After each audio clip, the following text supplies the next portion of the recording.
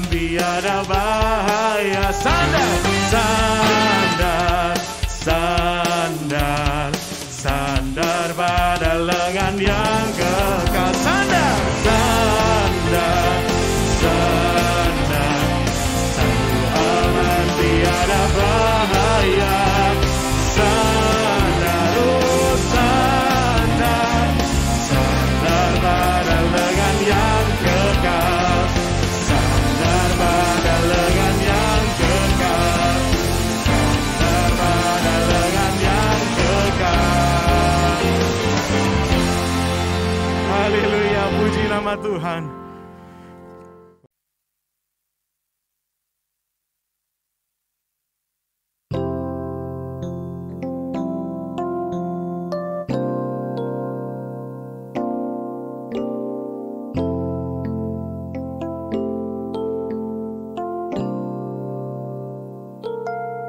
Tuhanku,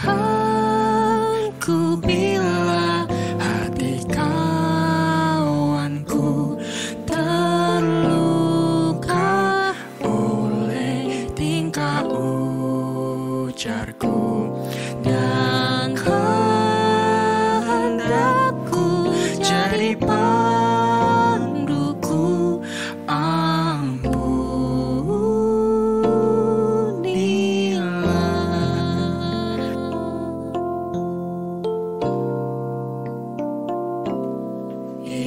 if I have wounded any soul today, if I have caused one foot to go astray, if I have walked in my willful way, dear Lord, forgive. You are the Lord of love, mighty and merciful. Hear my prayer. Would you forgive me, Lord? You are the Lord of love, mighty and merciful. I confess to you, forgive me, Lord.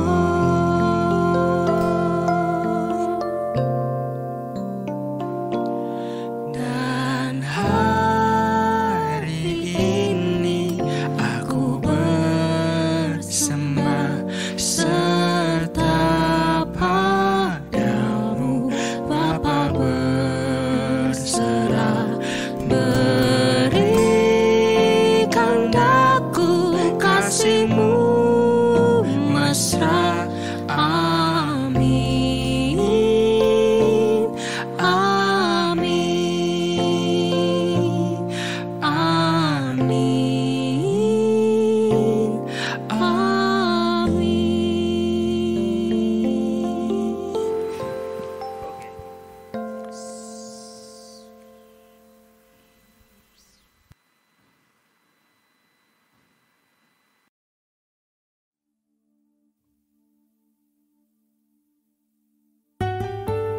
Tuhan, terima kasih karena anugerah-Mu yang begitu nyata buat kehidupan kami. Kiranya hanya Engkau Tuhan yang menyelidiki setiap hati kami. Terima kasih Yesus.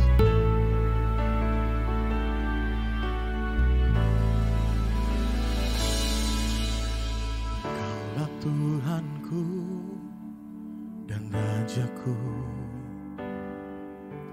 Engkau terang dambaan jiwaku.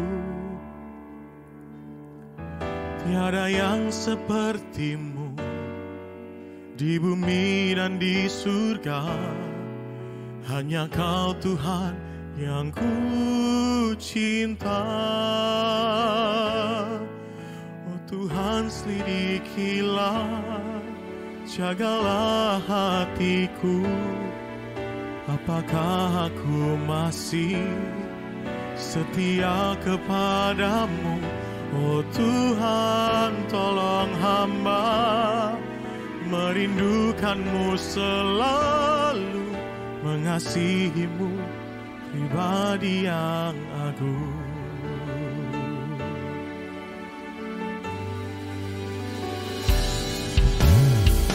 Sahabatku dan kekasihku, tiada kata yang dapat ungkapkan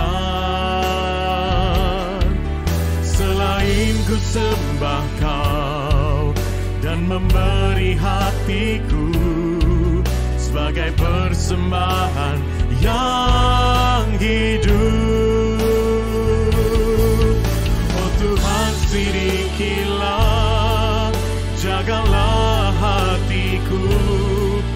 Apakah aku masih setia kepadamu? Oh Tuhan, tolong hamba merindukanmu selalu, mengasihimu pribadi yang agung.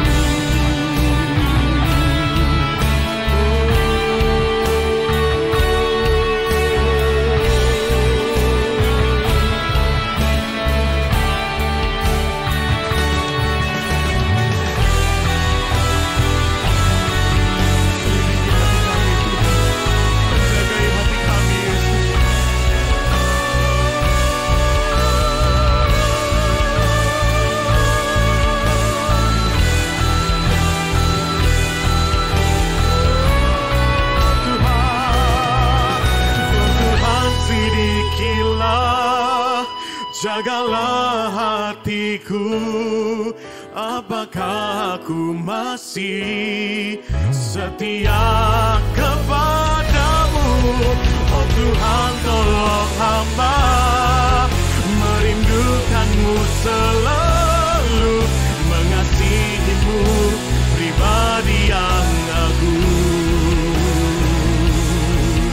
mengasihimu pribadi yang agung, pribadi yang agung.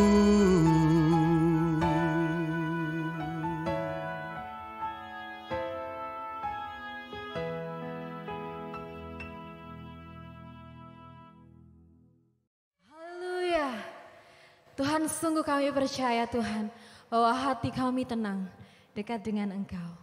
Karena Engkaulah Allah Immanuel, Allah yang beserta dengan kami, Allah sumber kedamaian dalam hidup kami. Terima kasih Tuhan.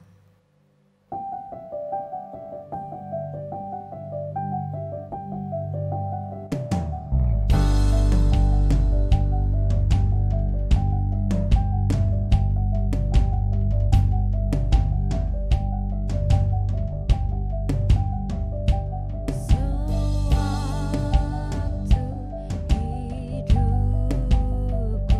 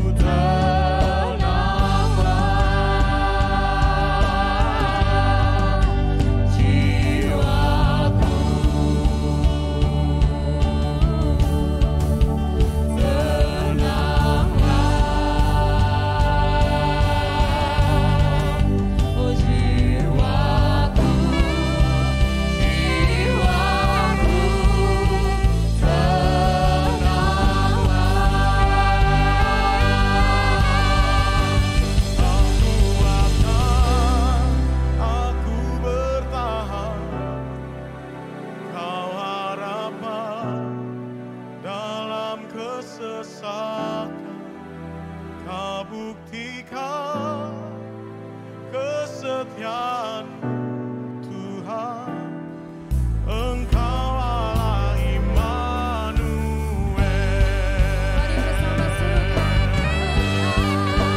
Aku akan, aku bertahan.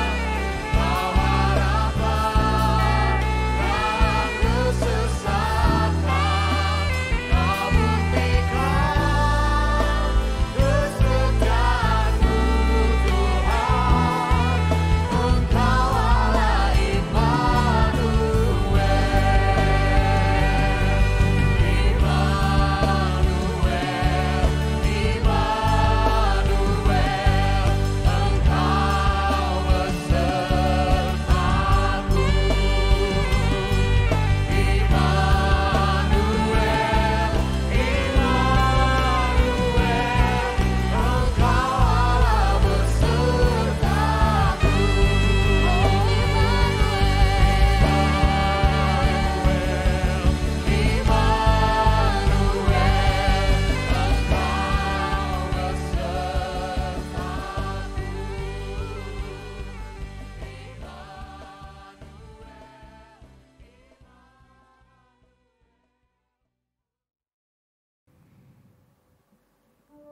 Shalom Bapak Ibu Saudara sekalian dimanapun Anda berada, baik yang ada di gedung Rekutisari maupun di rumah masing-masing.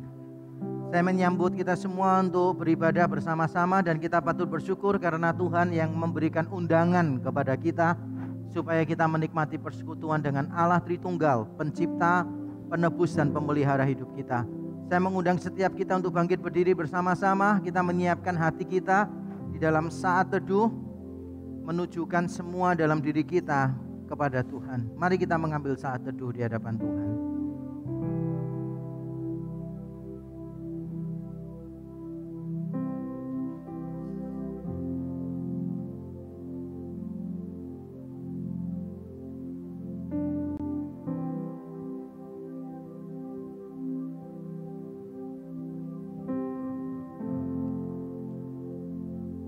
Jemaat Tuhan, arahkanlah hatimu kepadanya. Marilah dengan penuh keberanian kita menghampiri tahta kasih karunia Bapa dengan keyakinan bahwa satu-satunya jalan ke sana telah dibuka, yaitu melalui pengorbanan darah Yesus Kristus yang sempurna di atas kayu salib bagi kita, yang sudah dicurahkan ke dalam hati kita oleh Roh-Nya yang kudus. Turunlah atas kita sekalian rahmat, berkat dan anugerah-Nya yang akan menyempurnakan ibadah kita hari ini. Amin. Jemaat dipersilakan duduk kembali.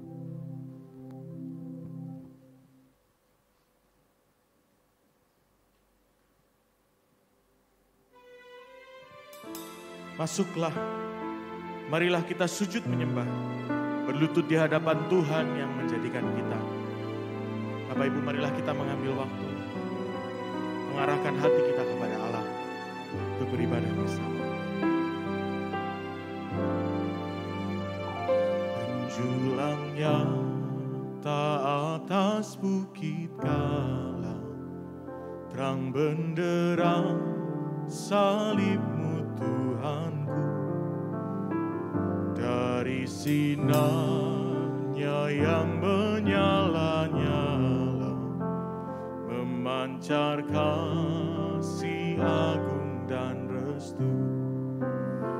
Seluruh umat insan menengadah ke arah cahaya kasih yang mesra, bagai pelaut yang karam merindukan di ufuk timur pagi menekan.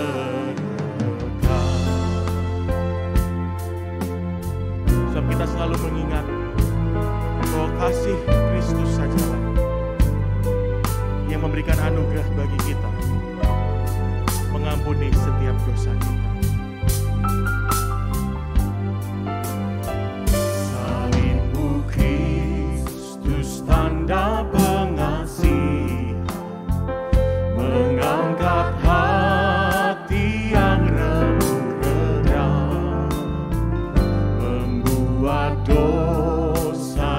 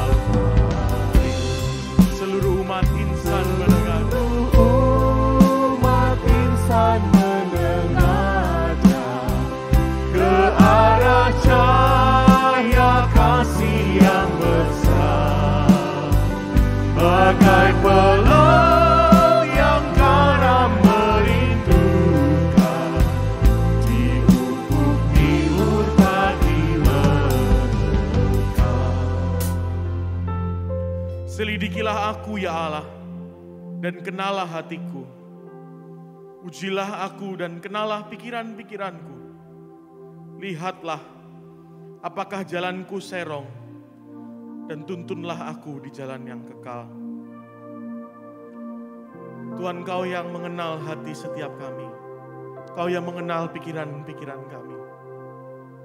Apabila kami selalu dan terus mengecewakan Tuhan, kami memohon ampun padamu.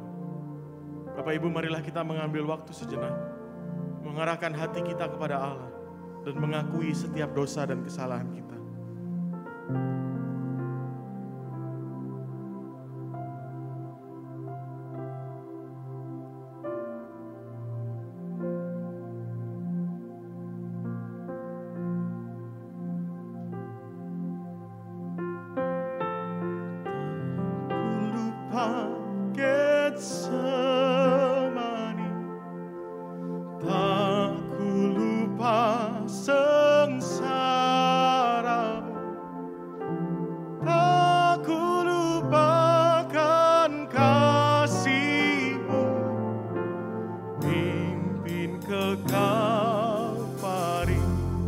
Kami lupakan Tuhan.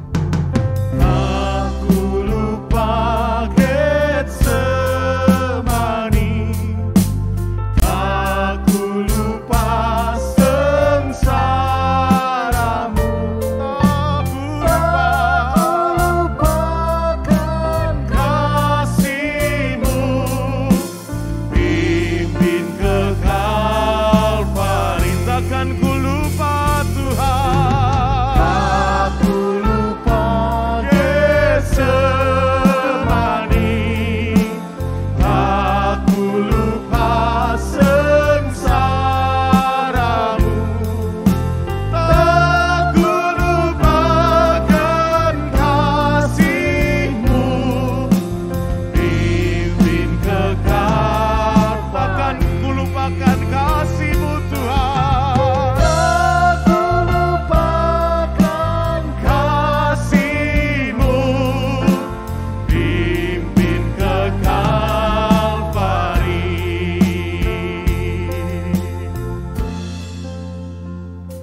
Terima kasih buat segala yang telah Engkau lakukan buat kami.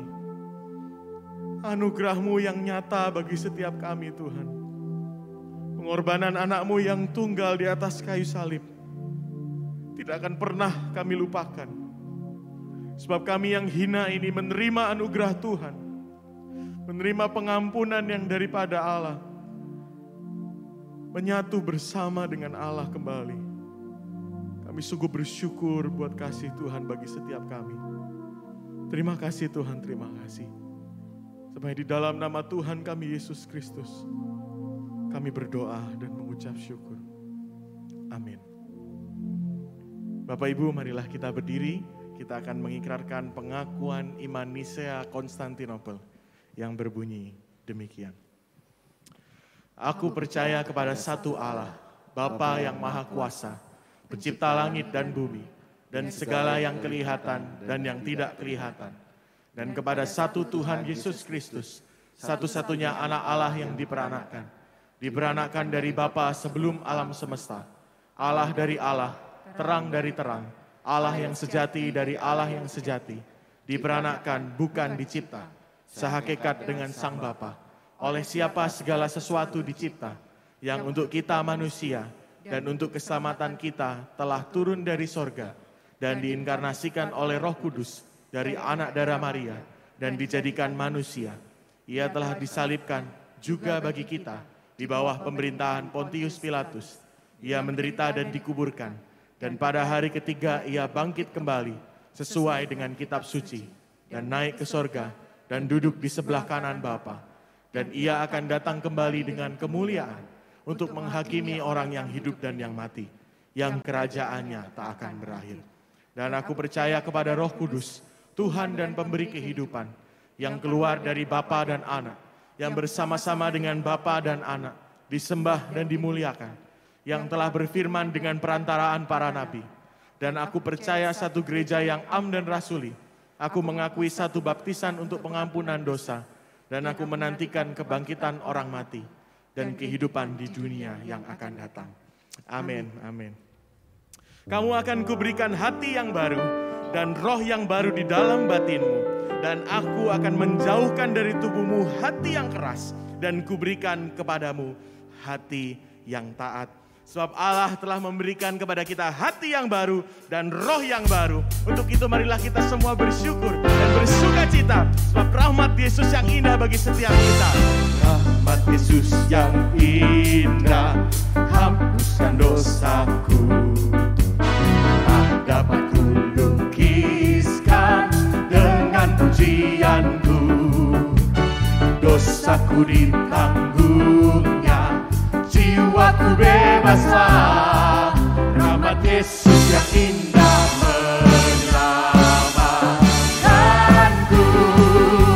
Sukacita indah dan mulia, rahmat-Mu bagiku. Sepanjang hidup, ku hidup bagimu. Indah mulia, rahmat-Mu bagiku.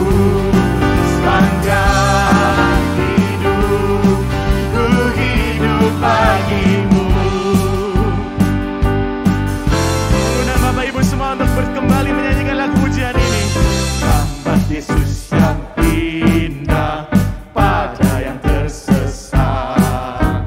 Siapa yang mau percaya dapat keselamatan. Lembu dipatahkannya dan beri kelepasan. Rahmat Yesus yang indah menyelamatkanku.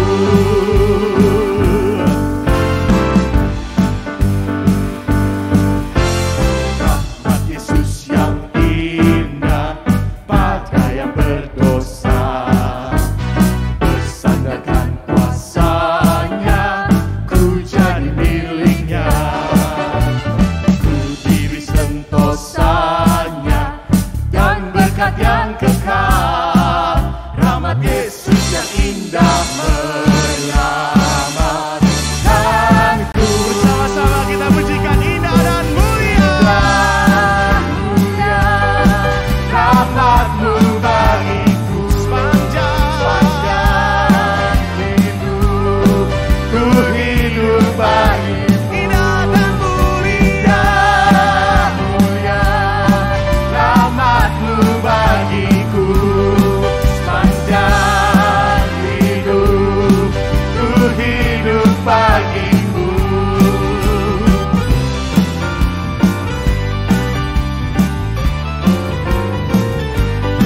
Sukacita sebab rahmat-Nya bagi kita. Mari kita pujikan indah dan mulia. Indah, mulia, rahmat-Mu bagiku. Sepanjang hidup, ku hidup bagimu. Indah, mulia, rahmat-Mu bagiku. Sepanjang hidup, ku hidup bagimu. Ku hidup bagimu. Ku hidup bagimu. Hidupku bagimu Tuhan. Ku hidup bagimu.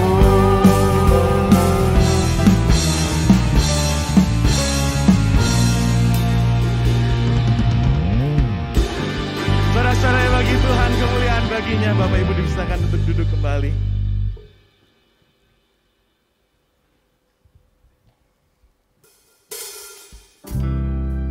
Tuhan, terima kasih buat rahmat-Mu yang baru bagi setiap kami. Saya mau ngambil waktu sejenak Tuhan untuk sepenuhnya berserah kepada-Mu.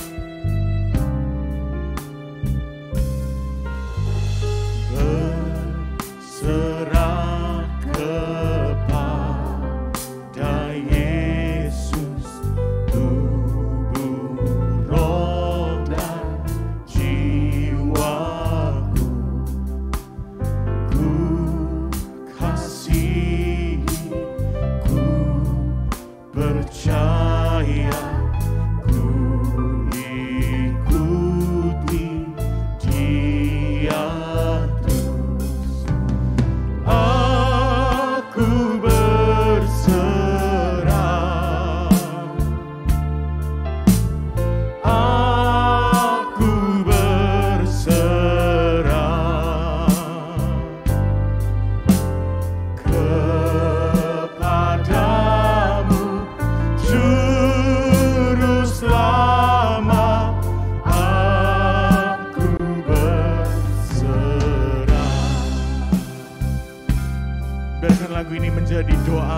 setiap kita. Kita mau berserah sepenuhnya bagi Tuhan. Dan kita adalah milik-Nya.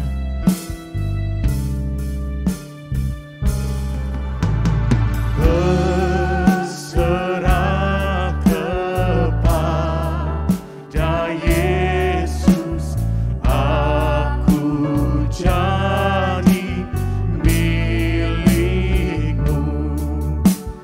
Bila Roh-Mu meyakinkan bahwa Kau pun milik-Ku, aku berserah, aku berserah, aku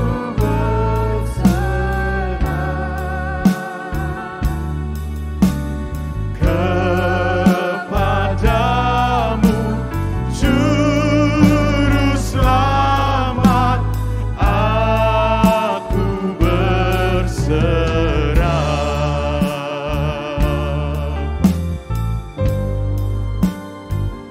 Tuhan, kami mau menyerahkan hidup kami bagi-Mu.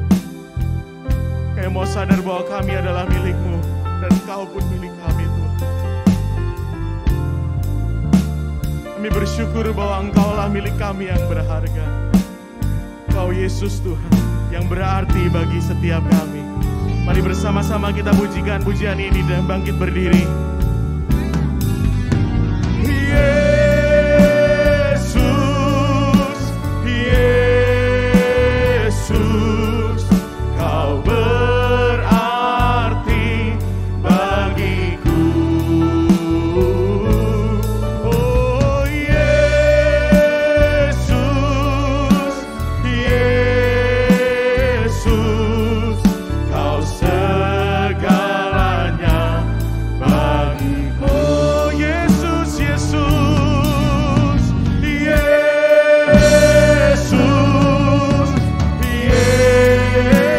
Yesus, Kau berarti bagiku. Kau berarti bagi setiap kami, Tuhan.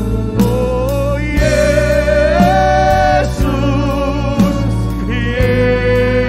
Yesus, Kau segalanya bagiku. Kau segalanya, Kau segalanya bagiku. Kaulah segalanya, Kau segalanya bagiku.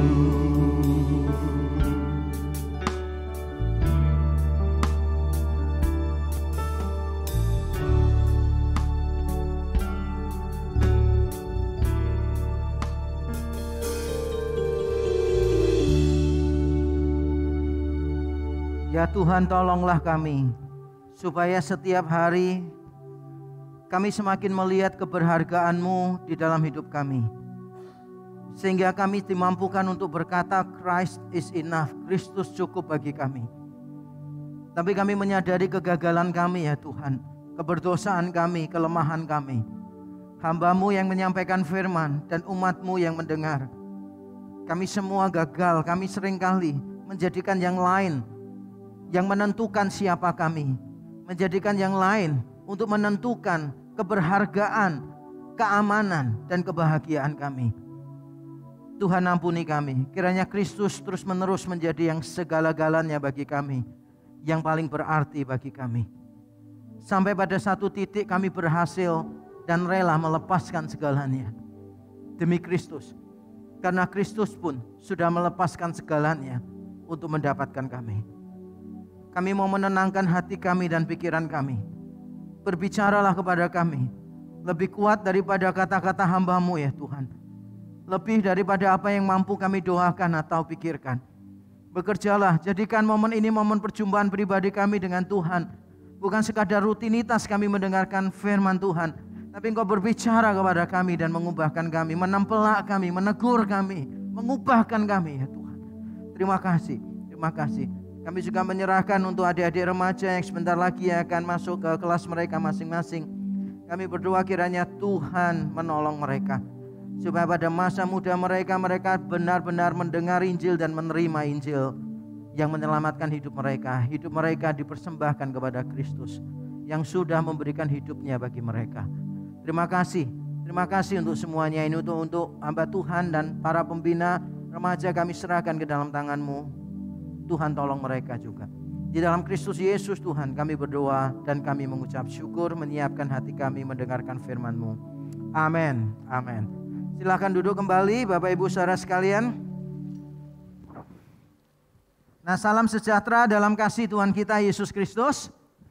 Saya bersyukur dan kita semua juga patut bersyukur kalau Tuhan masih memberi kita kesempatan mendengarkan firman-Nya sekali lagi. Ini adalah minggu yang kedua. Dan seperti biasa di gereja kita tercinta ini, di REK, kalau minggu kedua berarti kita melanjutkan seri khotbah eksposisi dari Perjanjian Lama. Nanti kita akan membahas Amos pasal 6 ayat 1-7. Jadi perjalanan kita sudah lebih dari separuh. Kita menyelesaikan 5 pasal dari kitab yang sangat sukar ini. Dan kita bersyukur sudah 5 pasal terlewati.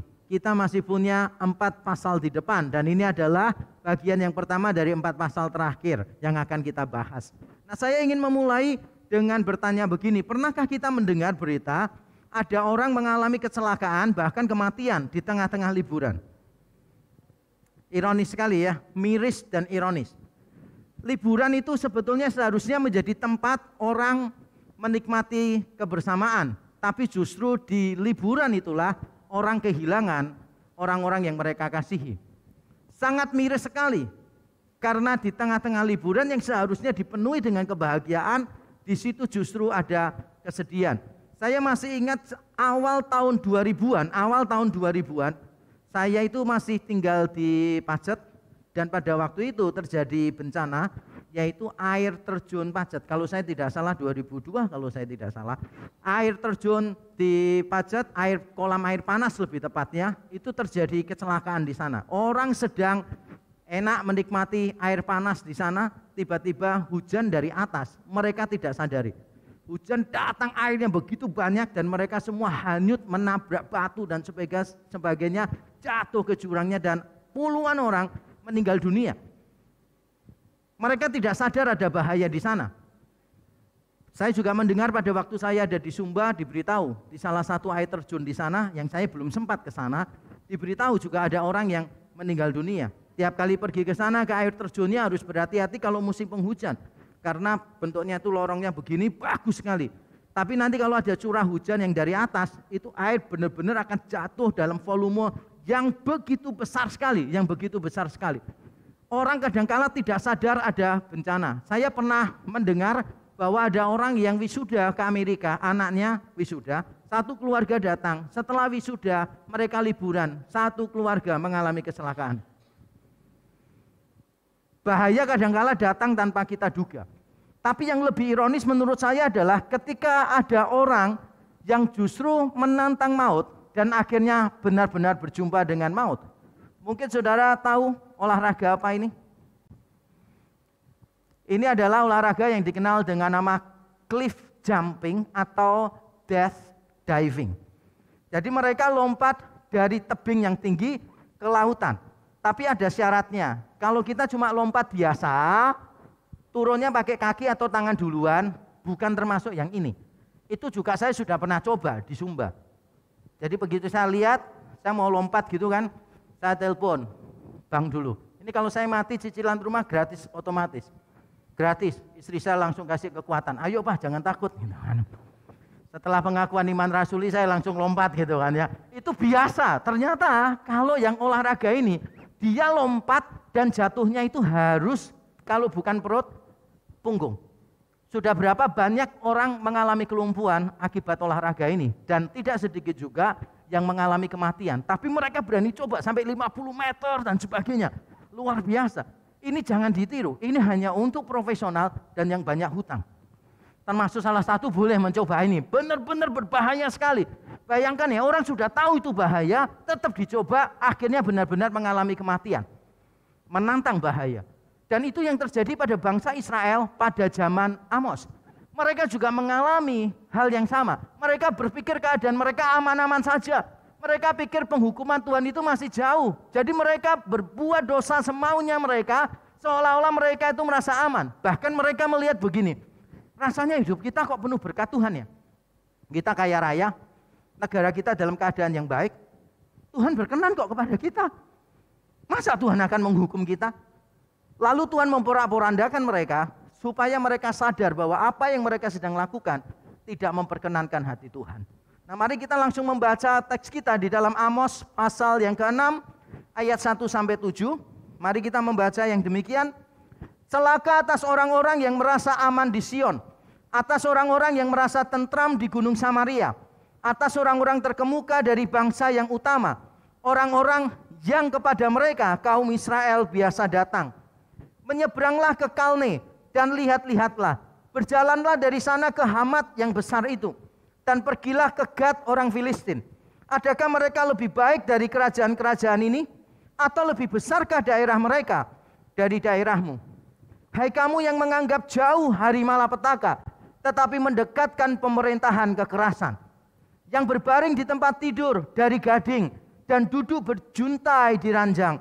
Yang memakan anak-anak domba dari kumpulan kambing domba, dan anak-anak lembu dari tengah-tengah kawanan binatang yang tambun. Yang bernyanyi-nyanyi mendengar bunyi gambus, dan seperti Daud menciptakan bunyi-bunyian bagi dirinya. Yang minum anggur dari bokor, dan berurap dengan minyak yang paling baik, tetapi tidak berduka karena hancurnya keturunan Yusuf. Sebab itu sekarang mereka akan pergi sebagai orang buangan di kepala barisan, dan berlalulah keriuhan pesta orang-orang yang duduk berjunta itu. Amin. Sekian pembacaan Alkitab kita, tapi bukan sekian pemberitaan khotbahnya. Teks yang kita baca sekali lagi mengangkat tema yang sama. Karena itu jangan mudah bosan membahas kitab Amos. Karena kitab ini beritanya selalu sama. Dosa ditegur, dan dosanya itu berkaitan dengan dosa-dosa sosial kebanyakan. Pemerasan, tidak peduli dengan orang miskin, dan seterusnya. Berkali-kali khotbahnya modelnya semacam itu. Tapi dilihat dari sudut yang berbeda. Nah, kali ini yang ditujukan oleh ayat ini bukan semua bangsa Israel, tetapi khusus orang-orang yang dianggap terkemuka di antara mereka. Kalau kita membaca ayat 1 tadi, di dalam bahasa Indonesia tidak terlalu jelas, dalam teks Ibrani sebetulnya jelas. Yang menjadi sorotan utama yang saya beri warna putih di situ. Orang-orang terkemuka dari bangsa yang utama. Orang-orang yang terkemuka dari bangsa yang utama. Berarti ini mengindikasikan posisi orang ini tinggi di antara orang Israel, orang ini terkemuka. Dan bangsa Israel sendiri itu lebih tinggi, merasa diri lebih utama dari bangsa-bangsa sekelilingnya. Sebagaimana saya sudah terangkan pada zaman Amos, Israel diperintah oleh Raja Yerobeam kedua. Raja ini cukup cakap mengatur sehingga secara militer mereka kuat. Beberapa daerah sekitar dikuasai, kalaupun tidak dijajah, didominasi oleh mereka. Kerajaan Syria juga dikalahkan oleh mereka. Jadi benar-benar secara militer luar biasa kuat, dan secara ekonomi mereka sangat makmur sekali. Mereka sangat makmur sehingga mereka menganggap bahwa keadaan mereka itu baik-baik saja. Saya mengajak Bapak Ibu Saudara untuk meletakkan diri pada posisi mereka. Mereka itu hidup dengan sebuah teologi seperti ini. Taat berkat, tidak taat kutuk. Itu teologi mereka. Taat berkat, tidak taat kutuk. Sangat sempit sekali pemikirannya. Sekarang mereka melihat diri mereka terpandang di antara semua orang. Berarti mereka diperkenan Tuhan enggak? Menurut kacamata itu diperkenan Tuhan. Bahkan Israel itu lebih tinggi daripada bangsa sekitarnya. Diperkenan Tuhan enggak? Diperkenan Tuhan, diberkati oleh Tuhan. Saya pernah juga berbincang-bincang, dan beberapa jemaat sini juga pernah menceritakan pengalamannya. Ketika bincang-bincang ada aliran tertentu, gereja tertentu yang saya anggap ajarannya keliru. Saya memberitahu ajarannya enggak benar tuh, enggak sesuai firman Tuhan. Dengan santai orang jawabnya gini, enggak mungkin lah. Siapa tahu kamu yang salah. Loh kok bisa? Mungkin dia yang salah dong, saya kasih ayatnya. Terus jawabannya sederhana, begini ya. Kalau dia salah, kenapa Tuhan berkati dia? Buktinya dia jauh lebih kaya daripada kamu. Jemaat kita pernah mengajak orang lain ibadah di sini. Lalu pertanyaan orang itu begini, pendetamu naik mobil apa? Waktu itu saya naik Avanza. Jangan mikir ya, sekarang naik apa? Sama aja kelasnya. Dan saya tidak peduli dengan mobil, yang penting fungsinya. Pada waktu dijawab Avanza, langsung orang itu bilang begini, nanti aja deh, kalau pendetamu mobilnya lebih mahal dari mobilku, aku baru ikut. Orang menganggap bahwa kalau tidak diberkati Tuhan secara materi, berarti tidak diperkenan Tuhan. Begitu pula sebaliknya. Kalau punya banyak berkat dalam tanda kutip, itu dianggap perkenanan Tuhan. Dengan kacamata semacam ini, salah enggak? Kalau mereka itu punya pikiran, kita ini diperkenan oleh Tuhan. Ya wajar sih, walaupun tidak benar, tapi wajar sekali. Lebih dari itu, mereka ternyata membanggakan tradisi religius dan prestise sosial mereka. Jadi kalau kita melihat apa yang dilakukan orang yang terutama tadi, dikatakan demikian, celaka atas orang-orang yang merasa aman di Sion. Bukan cuma di kota Yerusalem, tapi di Sion.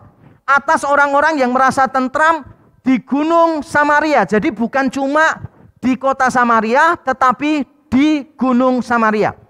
Jadi pemilihan kata Sion dan pemilihan kata Gunung Samaria merujuk pada tempat ibadah bangsa Israel. Jadi merujuk pada tempat ibadah bangsa Israel. Bukan cuma itu. Slide please. Orang-orang yang kepada mereka kaum Israel biasa datang. Orang-orang ini biasanya didatangi untuk minta pertolongan. Didatangi untuk minta masukan. Atau kalau boleh saya sederhanakan begini. Orang-orang ini didatangi orang untuk minta masukan dan minta pemasukan, ngerti ya? Kalau minta masukan berarti dia berhikmat, dianggap berhikmat. Kalau minta pemasukan berarti dia dianggap kaya. Coba saudara pikirkan ya, orang ini jabatannya tinggi. Secara religius mereka tuh membanggakan karena punya tradisi juga. Dulu sebelum kerajaan pecah jadi dua, pusat ibadah di Sion. Sekarang setelah pecah kerajaan Israel di utara, pusat ibadahnya Gunung Samaria yang terkenal, yang sangat subur itu. Kurang apa coba? Kaya iya, posisi tinggi iya, religius iya, disegani di masyarakat iya, kurang apa? Ibu-ibu di sini kalau cari menantu seperti apa? Seperti saya. Kalau cari menantu seperti apa? Ya modelnya kayak begitu kan ya, yang sudah mapan, melimpah, makmur begitu kan? Enggak ya, jemaat rek enggak. Jemaat rek kalau cari menantu itu yang pas-pasan. Pas mau beli villa baru ada duit. Pas mau ganti mobil yang baru ada duit. Pokoknya pas gitu. Tiap kali pas mau apa selalu ada. Pas mau apa selalu ada. Apakah itu yang kita inginkan? Tapi jujur ya, kita kadangkala tidak ingin anak-anak kita menderita. Benar atau betul? Ingin supaya hidupnya mereka itu tenang, baik, terjamin seluruhnya. Terjamin. Bangsa Israel merasa dirinya itu semuanya terjamin, semuanya lengkap, semuanya nyaman. Bahkan mereka berpikir Tuhan tidak akan menghukum mereka. Buktinya mereka penuh dengan dalam tanda kutip berkat Tuhan. Maka Tuhan memporak-porandakan mereka. Memporak-porandakan keamanan mereka, kenyamanan mereka. Kalau boleh saya bilang begini, Allah kadang membongkar kenyamanan dan keamanan kita. Bukan karena dia tidak suka kita bahagia. Dia ingin kita menemukan kebahagiaan yang sebenarnya di dalam dia. Kadangkala kita berpikir bahwa ini yang membuat kita bahagia. Tapi Bapa di surga tahu, bukan itu. Kita memegangnya terlalu erat. Kita pikir ini kuat dijadikan sandaran. Tapi Bapa di surga tahu, kalau kita pegang erat itu, kita jatuh. Kita bisa hancur berkeping-keping. Makanya diporak-porandakan supaya kita sadar bahwa kenyamanan kita itu palsu. Keamanan kita itu palsu. Kebahagiaan kita selama ini adalah palsu. Supaya kita kembali kepada Allah, sumber keamanan, kenyamanan, dan kebahagiaan yang sejati. Kita seringkali tidak mau mengikuti jalannya Tuhan. Kita pikir pokoknya saya mau bahagia sendiri, dengan caraku sendiri. Mulai berbuat dosa sana sini, hidup di dalam kebebasan. Kita pikir we are free to do sins. Kenyataannya adalah we are captivated by sins. We are enslaved by sins. Kita justru diperbudak oleh dosa. Kita pikir kita free melakukannya, tapi ternyata dosa memperbudak kita. Tuhan menegur bangsa Israel dengan 3 hal. Yang pertama adalah bangsa Israel ditunjukkan tidak beda dari bangsa lain. Ayat yang kedua saya bacakan. Menyeberanglah ke Kalne dan lihat-lihatlah, berjalanlah dari sana ke Hamat yang besar itu, dan pergilah ke Gad orang Filistin. Adakah mereka lebih baik dari kerajaan-kerajaan ini, atau lebih besarkah daerah mereka dari daerahmu? Bangsa Israel memiliki perasaan superior yang palsu. Mereka pikir mereka itu adalah umat Tuhan. Dan kalau umat Tuhan, Tuhan perlakukan secara khusus. Mau berbuat apapun, Tuhan akan memperlakukan beda dengan orang-orang di sekitar mereka. Mereka terjebak pada anugerah yang murahan itu. Mereka berpikir bahwa sebagai anak Tuhan, Tuhan tidak mungkin menghukum mereka. Ada privilege sebagai anak Tuhan, yang saya yakini sebetulnya ada privilege, tetapi bukan privilege bisa berbuat dosa tanpa dikenai hukuman Tuhan. Mereka cara pikirnya menganggap diri hebat dibandingkan negara lain. Persoalan mereka kalau boleh saya ringkas, persoalannya 2. 1, narsisisme rohani ya. Yang kedua adalah egosentrisme. Narsisisme secara rohani, mereka berpikir bahwa dirinya sendiri itu disayang oleh Tuhan, mereka bangga dengan dirinya sendiri secara rohani. Egosentrisme berarti mereka fokusnya pada diri mereka dan bukan melihat orang lain. Maka Amos berkata begini, kamu yang narsis, kamu yang egosentris, keluar dari daerahmu. Pergilah ke Kalne itu, ke daerah utara, negara lain, kota lain. Lihat-lihatlah, dari sana pergi ke Hamat, kota yang gede itu. Dari sana pergi ke Gad. Maksudnya Tuhan bukan supaya mereka liburan, bukan. Supaya mereka melihat, membandingkan diri dengan yang di luar. Karena kadangkala kita kalau melihat diri sendiri, kita merasa diri paling baik. Kalau kita melihat foto bersama, yang kita lihat dulu wajahnya siapa? Wajah kita, bener ya, jujur aja lah. Wajah kita. Kita sejak kecil dilatih untuk narsis. Buktinya apa? Kalau orang tua gendong anak, apalagi kalau emak engkong gendong cucu, mesti gini, ganteng dewe, ya kan, cucuku ganteng dewe, anakku ganteng dewe, bener atau enggak? Jadi anak kita sebelum bisa ngomong, sudah diajarin narsis, ganteng dewe, ganteng dewe. Begitu kumpul sama temannya, loh kok dia paling jelek? Protes sama orang tuanya, katanya ganteng dewe. Ya maksudnya mama papa, kamu tuh kalau dewean paling ganteng. Jangan kumpul sama orang lain, kamu salah pergaulan. Jangan kumpul sama yang ganteng-ganteng, ya kan? Dari kecil kita sudah diajarin yang namanya narsis, benar nggak? Diajarin egosentris, semua itu berpusat kepada diri kita sendiri. Ada berapa banyak anak muda ya? Ada jerawat 1 gitu, sudah gini, nggak mau keluar, nggak mau ikut pesta. Kenapa? Ada jerawat. Memangnya kalau kamu ke pesta semua orang lihat kamu kah? Kamu nggak datang aja loh, orang mungkin nggak tahu. Ada tuh, gara-gara 1 jerawat, nggak mau ke gereja juga ada itu, tapi bukan di sini. Gara-gara 1 jerawat nggak mau ke gereja, terus ditanya kenapa nggak ke gereja? Malu soalnya ada jerawat di sini. Ada jerawat di sini. Wong kita ibadah aja belum tentu loh orang lain memperhatikan kita, bener nggak sih? Kalau memperhatikan kita belum tentu lihat wajah kita. Pendeta kita loh belum tentu tahu kita datang atau enggak. Paling cuma bedanya kolektornya kok berkurang 2.000, ya kan? Baru tahu kalau saudara enggak datang, kan gitu toh. Kita kadang-kadang menganggap diri kita itu penting. Cobalah lihat orang lain. Saya itu seminar ya, pernah seminar. Ada anak muda itu tanya saya tentang fisika kuantum. Pembahasan saya tentang penciptaan, Alkitab dan ilmu pengetahuan. Setelah selesai, saya tanya sama dia, Pak, ngajar fisika di kampus mana? Oh, saya masih SMA, masih kelas 2. SMA kelas 2 tanya fisika kuantum. Saya pernah seminar lagi di satu tempat ya. Orangnya itu bawa buku teologi bahasa Inggris. Tanya jawab. Dia pakai bukunya itu. Dia sebutkan bukunya, interaksi dengan saya. Setelah selesai saya datangi. Mahasiswa teologi di mana? Senyum-senyum dia. Saya masih SMA kelas 1. Yang lebih mengagetkan, saya pernah seminar ya. Anak muda itu diskusi dengan saya panjang lebar. Terus saya tanya, kamu mahasiswa filsafat dari mana? Dia senyum, saya belum kuliah Pak. Pembahasannya dengan saya itu epistemologi, Alvin Plantinga segala macam. Belum kuliah, SMA kelas 1. Mau saya bunuh orang itu, kok bisa pinter kayak gitu? Kayak SMA kelas 1 loh saudara. Belajar epistemologi. Coba saudara ingat-ingat SMA kelas 1 saudara ngapain? Ini orang hebat-hebat. Berapa hari lalu saya nonton YouTube. Anak umur 5 tahun. Diberi soal matematika oleh profesor dari MIT di Amerika. Anak 5 tahun. Bisa menjelaskan persamaannya dengan istilah-istilah matematika itu loh saudara.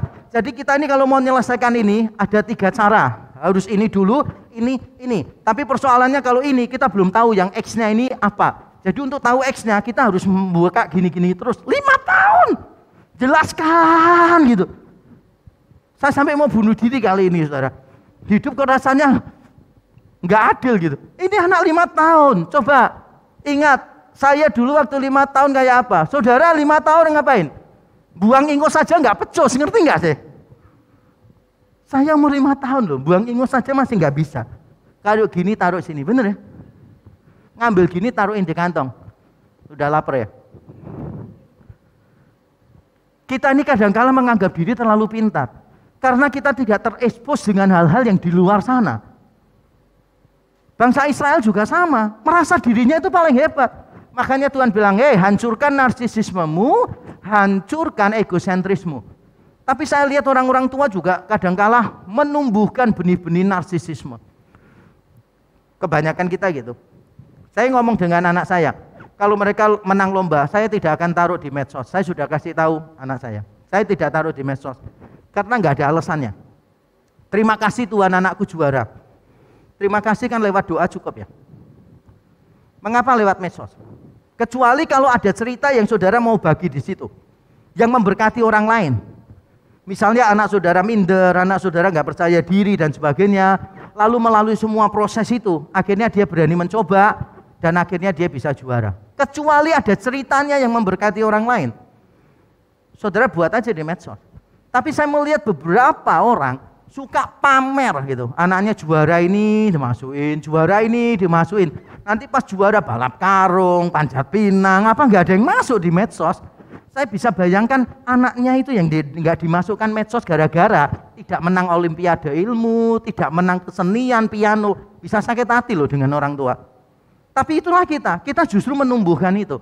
Bangsa Israel merasa diri spesial, makanya Tuhan menghancurkan narsisisme rohani mereka, menghancurkan egosentrisme mereka. Dengan kata lain begini saudara, superioritas etnis adalah palsu. Di mata Sang Pencipta, semua bangsa adalah sama. Sama-sama sudah jatuh ke dalam dosa. Dari mimbar ini saya selalu serukan kita menentang rasisme. Tidak ada satu suku pun lebih baik daripada suku yang lain. Kita semua berbuat dosa dan telah kehilangan kemuliaan Allah. Jangan sampai kita merasa diri begitu spesial. Itu kelemahan bangsa Israel. Merasa diri spesial. Mereka tidak perlu lagi untuk berbenah. Saya khawatir gereja kita juga ada perasaan superior semacam itu. Bisa jadi kita merasa diri sebagai gereja yang pengajarannya paling kuat. Kita merasa diri sebagai gereja yang sangat menekankan ini dan itu. Lalu kita lupa untuk belajar dari gereja-gereja lain. Kita lupa untuk dengan rendah hati membenahi diri kita terus-menerus. Coba lihat yang lain. Suami istri juga gitu. Seringkali bertengkar kan bilang begini. Saya ini sebagai suami kurang apa sih? Kurang perhatian apa? Bandingannya gini. Coba bandingkan sama mantan-mantanmu tuh yang menyakiti hati kamu. Kurang apa coba? Ya belum bandingkan sama orang-orang lain yang lebih baik. Coba bandingkan dengan orang-orang lain yang lebih baik.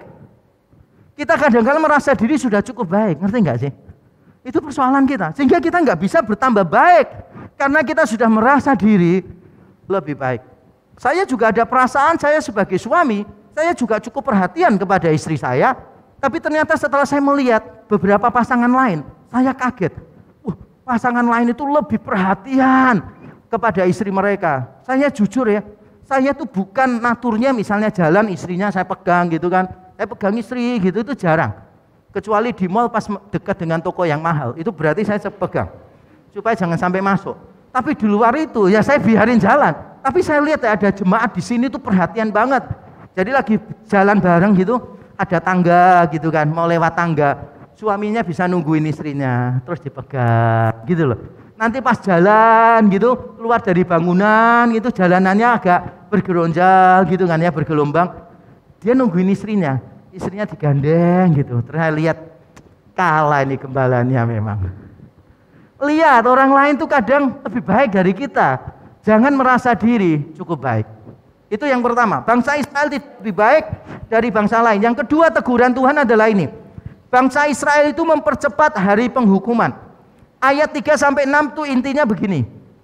Mereka melihat ancaman hukuman Tuhan itu tidak masuk akal. Dan masih jauh di depan. Padahal gaya hidup mereka, nanti saya terangkan, semakin mendekatkan hukuman Tuhan. Mereka ketika diberitahu hari Tuhan, mereka itu justru menantikan. Padahal hari Tuhan itu kan hari penghakiman kan. Kita sudah bahas itu di khotbah-khotbah yang lalu. Amos berkata, kamu hati-hati dengan dosamu. Sebentar lagi hari Tuhan datang, Tuhan akan menghukum engkau. Mereka malah bilang begini, kami justru menantikan hari Tuhan. Amos bilang jangan nantikan. Hari Tuhan itu Tuhan datang, Tuhan itu menghukum lawan-lawannya. Bangsa Israel berkata, lo justru kami ingin hari Tuhan datang. Karena yang jadi lawan itu bukan kami. Yang jadi lawan itu bangsa-bangsa sekitar kami. Mereka akan dihukum Tuhan, kekuasaan kami semakin besar, kami semakin kaya raya. Mereka tidak percaya hari penghukuman Tuhan. Mereka menganggap itu gak mungkin terjadilah. Kalaupun terjadi bukan untuk mereka. Mereka menganggap penghukuman masih jauh. Tapi apa yang mereka lakukan? Mendekatkan penghukuman dari Allah. Dengan terus-menerus berbuat dosa, penghukuman Tuhan semakin dekat, semakin dekat, semakin dekat. Ada orang yang berkata, loh aku selama ini berbuat dosa gak ada apa-apa kok. Baik-baik saja, aman-aman saja kok. Coba aja diterusin. Sebentar lagi, semakin saudara berbuat dosa, penghukuman Tuhan semakin dekat, semakin dekat. Dan pada waktunya, saudara dan saya bisa hancur berantakan. Untuk menggambarkan keadaan ini, betapa bangsa Israel tidak punya kepekaan rohani. Tidak punya kepekaan. Seharusnya berkabung karena dosa mereka. Malah mereka tidak peka melakukan yang enggak-enggak. Amos menggunakan sebuah metafora dari pesta penguburan. Di ayat yang ke-6b dikatakan, bangsa Israel tidak berduka karena hancurnya keturunan Yusuf. Mereka tidak berduka karena hancurnya keturunan Yusuf. Tuhan sedang mau menghukum. Tuhan sedang mau menyesakkan bangsa Israel. Tapi orang-orang ini harusnya kan berkabung. Enggak. Mereka malah berpesta. Mungkin kita bingung ya. Perkabungan kok pesta? Nah, kita perlu ingat beberapa budaya, acara penguburan, perkabungan itu identik dengan makan-memakan. Benar atau betul? Budaya Tionghoa juga gitu. Waktu dulu emak saya yang dari pihak papa itu kan asli dari Chongguo. Pada waktu meninggal dunia, beberapa hari dirayakan acaranya makan-makan seperti pesta. Saya juga bingung. Ini kesusahan kenapa banyak makannya. Dan saudara tahu, di seluruh dunia, Indonesia ini salah satu. Kalau menurut saya sih mungkin nomor 1 ya. Biaya penguburan paling mahal itu di Indonesia.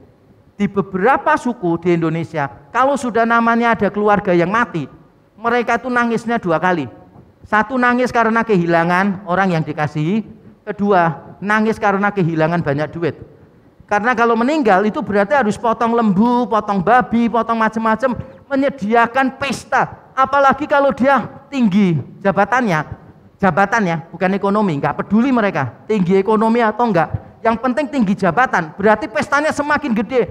Tidak heran orang itu bela-belain utang hanya untuk pesta pada waktu upacara penguburan.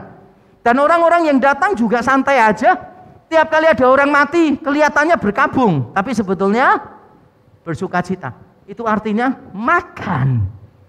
Orang-orang miskin jarang makan daging. Begitu ada orang lain mati, makan daging. Orang kaya juga sama, modelnya kayak begitu. Ada berapa banyak di antara kita kalau menghadiri upacara penghiburan perkabungan, kita juga pulang dengan senyum-senyum, dengan sukacita.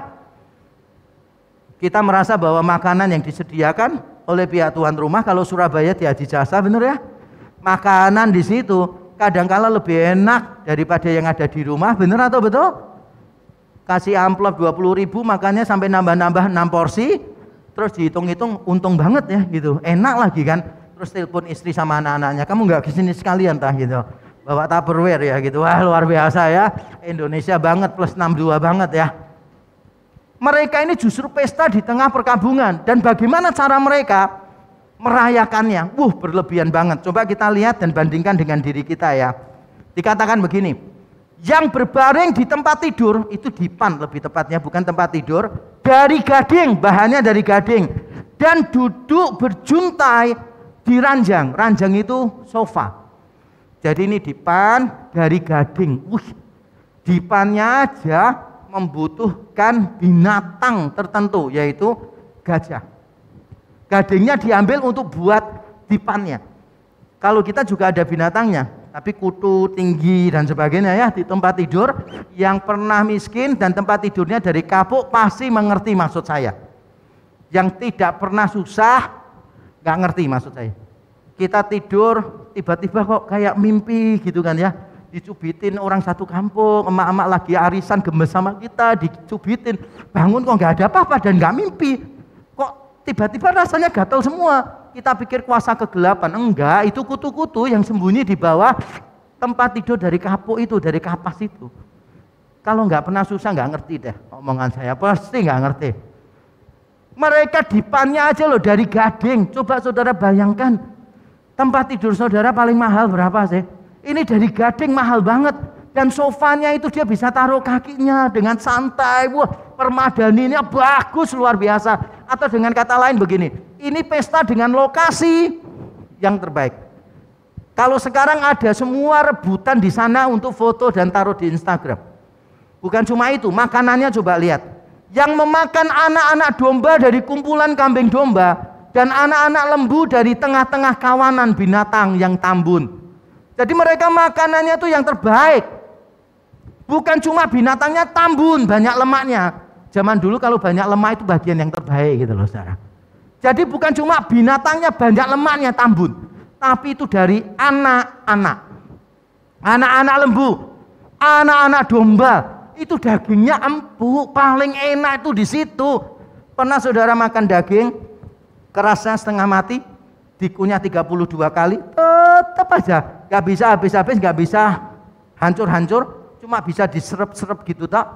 Lalu kita mau buang sayang karena jarang makan daging, lalu nyari blender, mbak bisa minta tolong di blender ya, kita makan. Kalaupun gak di blender tetap kita gak mau buang, sayang.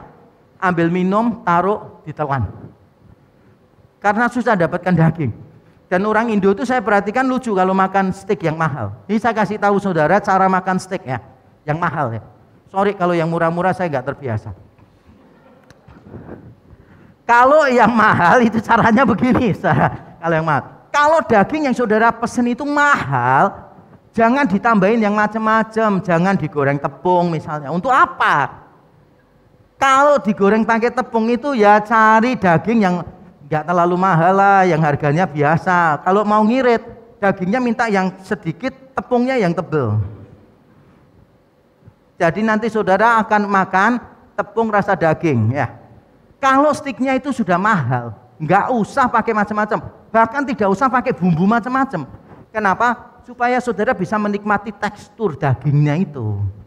Ya sudah bayar mahal-mahal, saudara nggak nikmati karena apa? Keenakannya dia tercampur dengan saus-saus, sambal, saus tomat, apa segala macam, bener nggak sih?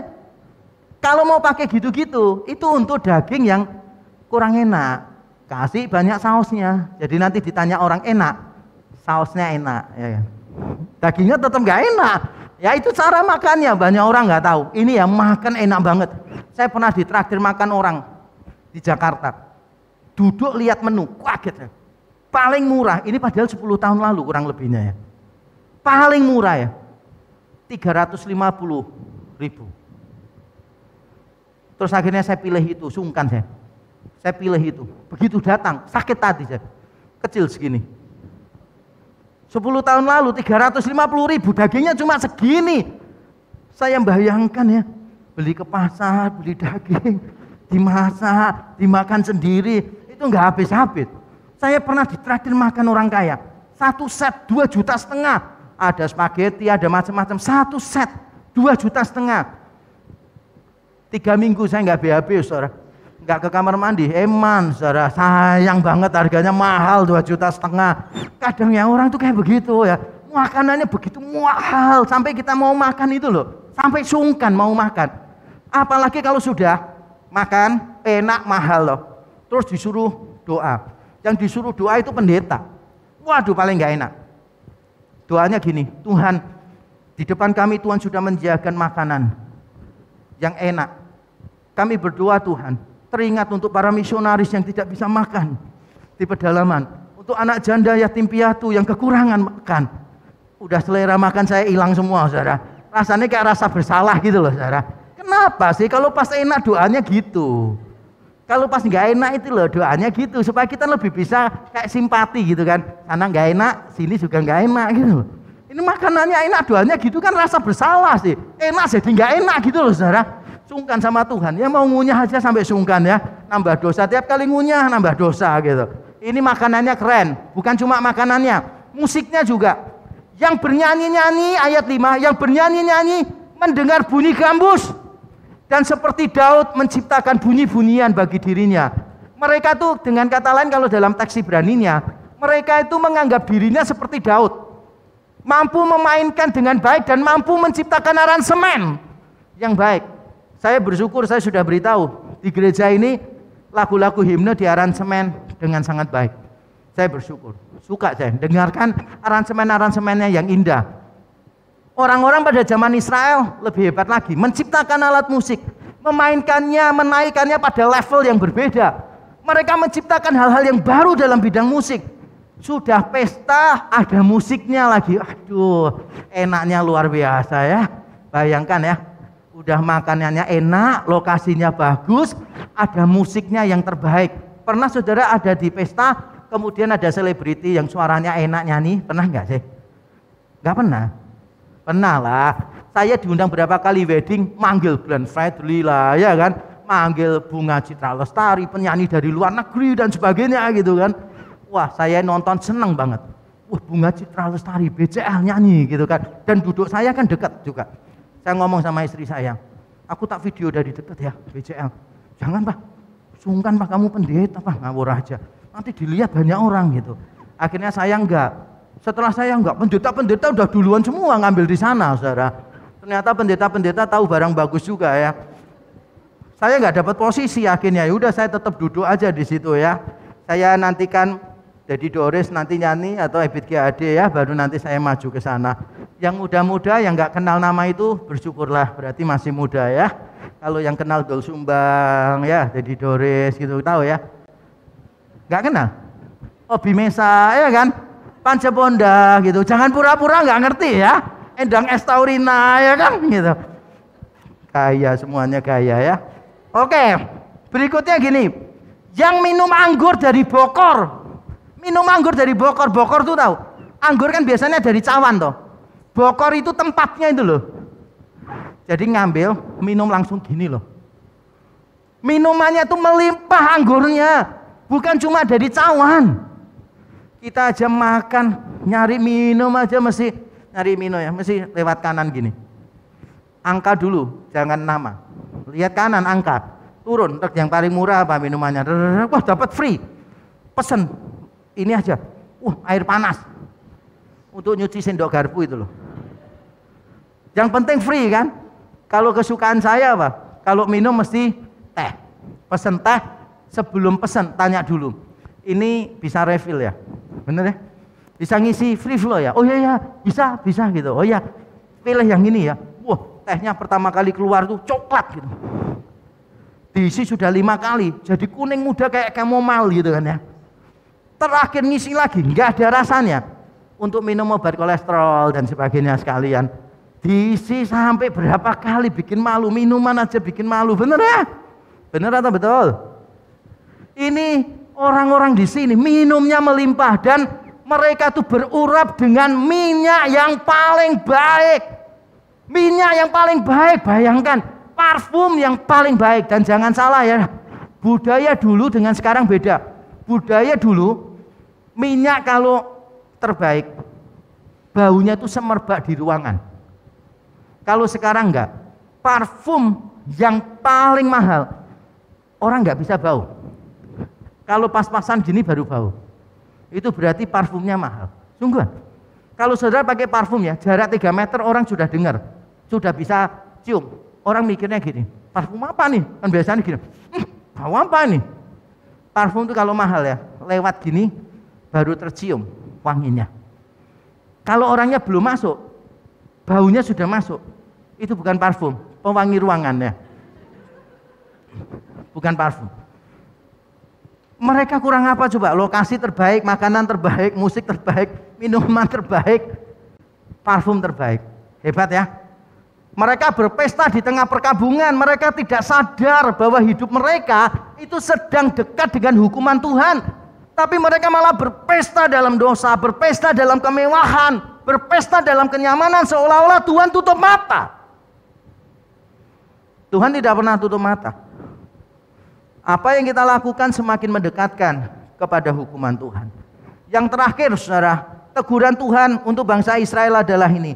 Bangsa Israel akan mengalami pembuangan. Ayat 7, ayat terakhir saya bacakan. Sebab itu sekarang mereka akan pergi sebagai orang buangan di kepala barisan. Dan berlalulah keriuhan pesta orang-orang yang duduk berjuntai itu. Ayat 1 dengan ayat 7 sejajar idenya. Tapi bentuknya ironis banget. Ironis sekali bentuknya. Di ayat 1 itu ada orang-orang yang terkemuka. Orang yang terpandang di antara bangsa yang utama. Jadi bangsa Israel utama daripada bangsa lain. Dan orang-orang tadi terkemuka di antara bangsanya.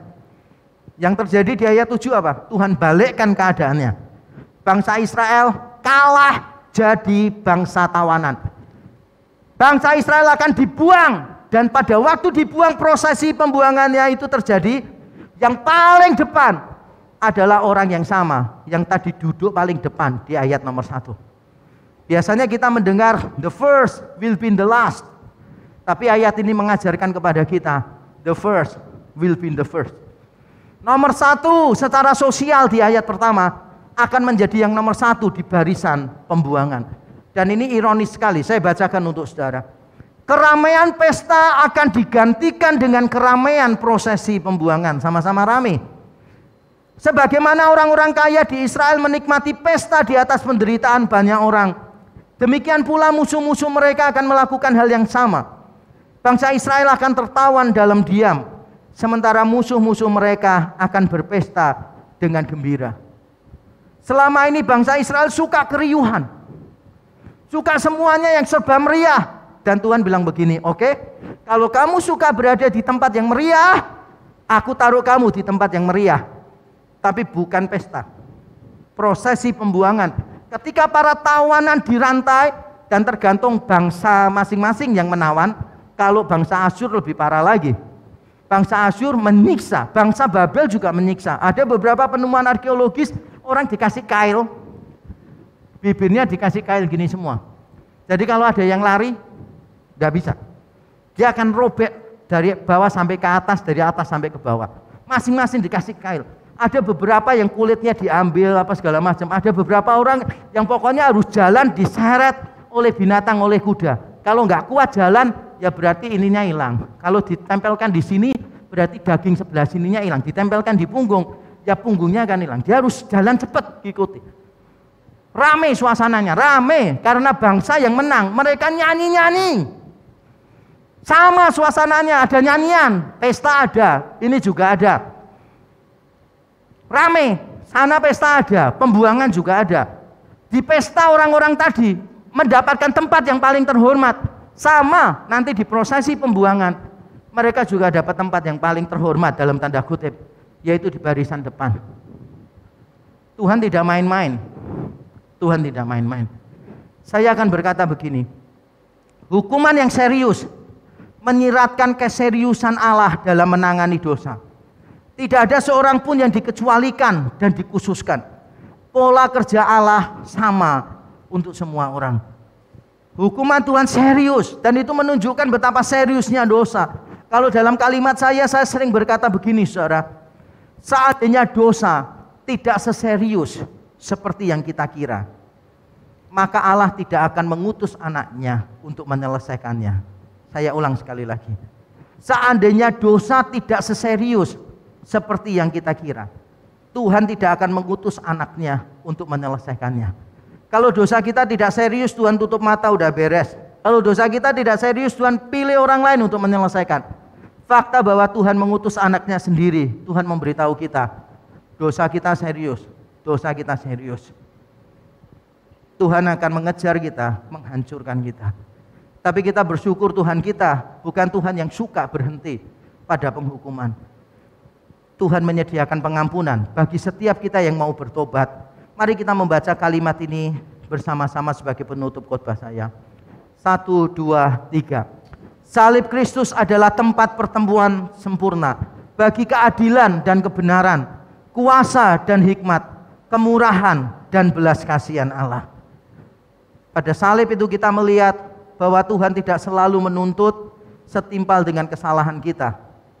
Tuhan mengampuni setiap orang yang mau datang, membereskan semua dosa kita, mengaku di depan salibnya, dan kita berkata, Tuhan, aku orang berdosa, aku meletakkan semua dosa-dosaku di depan kaki salib Tuhan.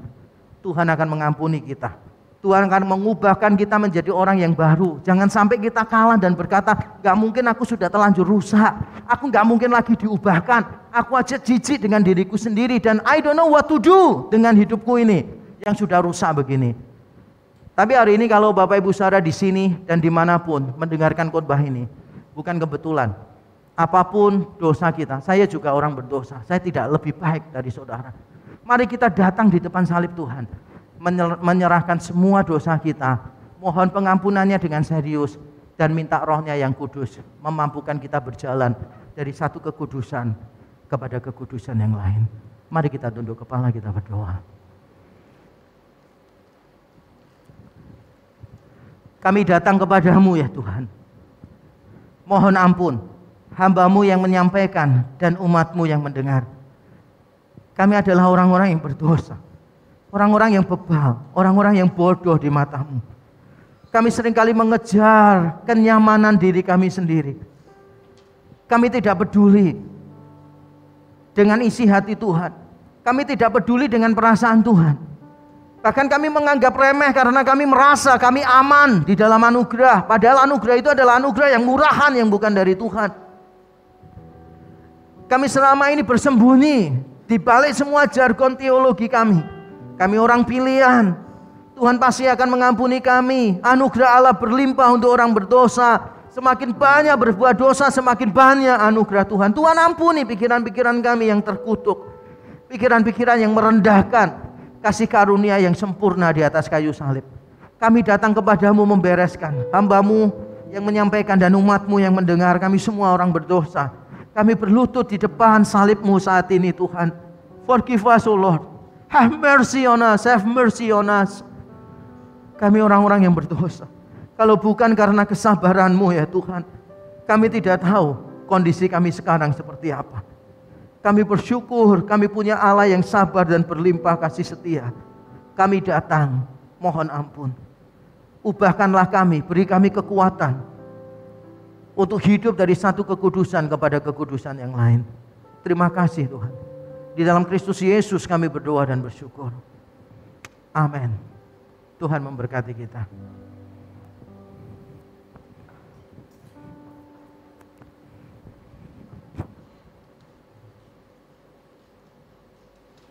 Bersyukur untuk firman Tuhan.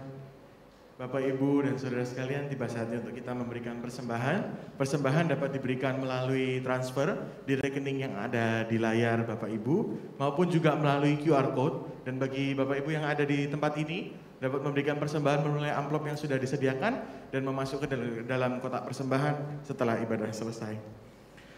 Sebab jika kamu rela untuk memberi, maka pemberianmu akan diterima.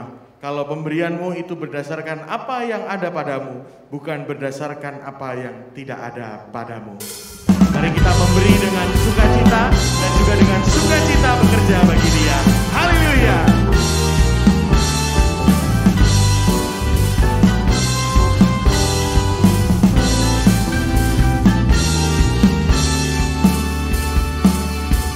Bersukacita kerja baginya, sungguh ku bersukacita.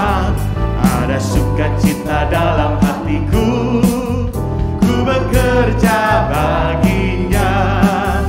Serahkan semuanya, kerja bagi Rajaku.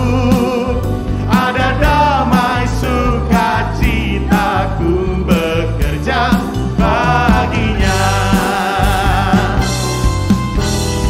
Sukacita bekerja bagi Tuhan dan sungguh sukacita. Sukacita, sukacita.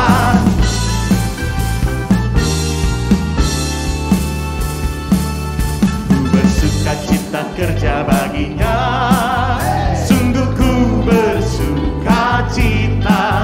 Tiap langkahku turut perintahnya dan bekerja baginya. Ku serahkan semuanya, kerja bagi Rajaku. Ada damai sukacita, ku bekerja baginya. Bersama-sama kita katakan sukacita. Sukacita, sukacita. Menyambut dengan sukacita, mari kita berdiri dan menyanyikan pujian ini. Bersukacita kerja baginya, sungguh ku bersukacita. Ku rela serahkan semua baginya, ku bekerja baginya. Ku serahkan semuanya, kerja bagi Rajaku. Ada damai sukacita, ku bekerja baginya. Serahkan semuanya, kerja bagi Rajaku. Ada damai sukacita, ku bekerja bagi. Di dalam Dia ada damai dan sukacita. Damai sukacita, ku bekerja baginya.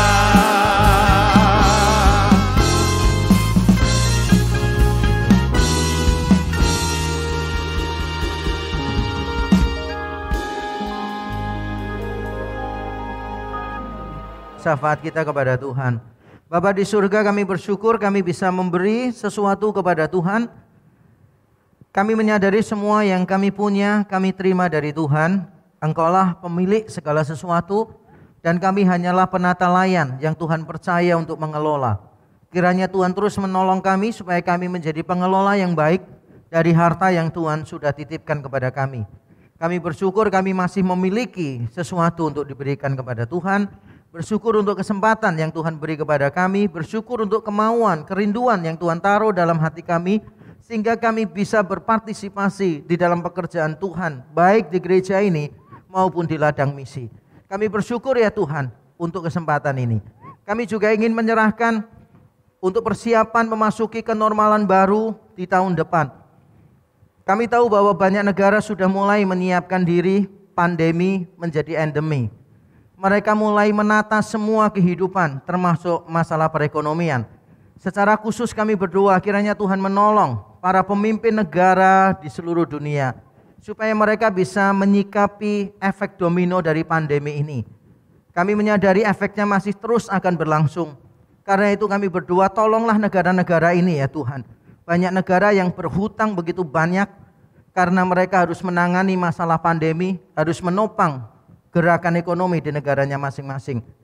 Kami berdoa kiranya Tuhan menolong supaya masing-masing negara bisa mengatur kembali supaya perekonomian bisa berjalan dengan baik. Karena kami tahu perekonomian makro di satu negara sangat dipengaruhi oleh perekonomian internasional. Kami berdoa tolonglah supaya negara-negara diberi Tuhan hikmat. Tolong juga bagi PBB dan organisasi-organisasi kerjasama yang lainnya, supaya mereka juga bisa memberikan ide, memberikan strategi, melakukan langkah-langkah konkret, menyelamatkan dunia global ini dari berbagai macam masalah, terutama masalah perekonomian ya Tuhan. Kami menyerahkan isu ini ke dalam tangan Tuhan. Kami juga berdoa untuk negara kami Indonesia. Kami berdoa kiranya Tuhan menolong supaya selama akhir tahun banyak orang nanti akan liburan, mereka bisa menjaga diri dengan baik, tetap tidak lengah selama liburan sehingga tidak terjadi gelombang ketiga seperti yang dikhawatirkan banyak orang. Tolonglah bagi para pejabat yang terkait supaya mereka bisa menertibkan tempat-tempat wisata dan rumah makan yang ada, supaya mereka tetap memantau semuanya, terutama selama masa liburan. Begitu banyak orang akan berkumpul bersama di satu tempat, persebaran virus akan terjadi dengan mudah. Kami berdoa Tuhan memberikan hikmat, ketaatan kepada semua orang. Kami juga menyerahkan daerah-daerah yang vaksinasinya belum maksimal, kami serahkan ke dalam tangan Tuhan. Kiranya Tuhan menolong mereka, memberikan kesadaran kepada masyarakat dan memberi keadilan, kedisiplinan, ketegasan kepada para pejabat yang ada. Terima kasih ya Tuhan, terima kasih. Kami juga mendoakan untuk beberapa daerah yang mengalami bencana alam berupa banjir bandang. Kami berdoa tanah longsor juga terjadi di beberapa tempat. Ada beberapa warga yang tidak bisa lagi tinggal di rumah mereka dan mengungsi. Kiranya Tuhan berkemurahan. Ada beberapa masyarakat juga yang akhirnya kehilangan nyawa karena bencana ini. Kami berdoa kiranya Tuhan memberikan hikmat kepada pemerintah daerah supaya mereka bisa mengantisipasi lokasi-lokasi yang rawan dengan kecelakaan selama musim penghujan ini, supaya antisipasi mereka berjalan dengan baik, dengan tepat, sehingga menghindarkan banyak orang dari kecelakaan maut. Kami berdoa kiranya Tuhan menolong juga untuk semua lembaga sosial yang membantu di dalam mengatasi masalah bencana ini. Kami berdoa juga untuk Badan Bencana Nasional, Tuhan berikan hikmat, kesigapan dalam menangani berbagai macam kasus bencana yang ada. Terima kasih Tuhan untuk semuanya ini. Kami menyerahkan doa syafaat kami ke dalam tangan-Mu di dalam Kristus Yesus Tuhan. Amin. Silakan duduk. Halo jemaat sekalian, welcome to Reform Exodus Community. This is our church, this is our home. Kami ucapkan selamat datang bagi Anda yang baru bergabung hari ini. REK adalah gereja yang tepat bagi Anda yang peduli dengan care, teaching, and mission. Jika Anda ingin melaras secara lebih mendalam atau terhubung dengan komunitas tertentu di REK atau ingin didoakan, jangan ragu untuk menghubungi nomor berikut ini. Kami mengucapkan selamat kepada Anda yang berulang tahun di minggu ini. Kiranya kasih, iman, dan pengharapan Anda semakin dikuatkan di dalam Kristus melalui topangan Roh Kudus.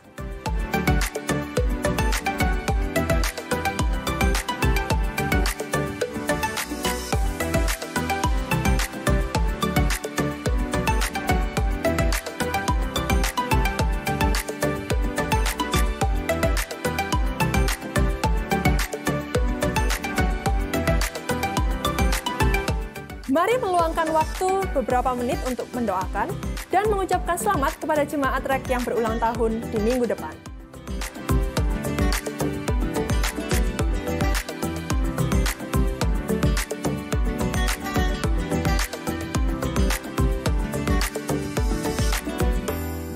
Mari bergabung dalam doa pagi setiap Sabtu pukul 5:30 pagi. Bagi Anda yang belum tergabung dalam grup WhatsApp, silakan mendaftar di link berikut ini.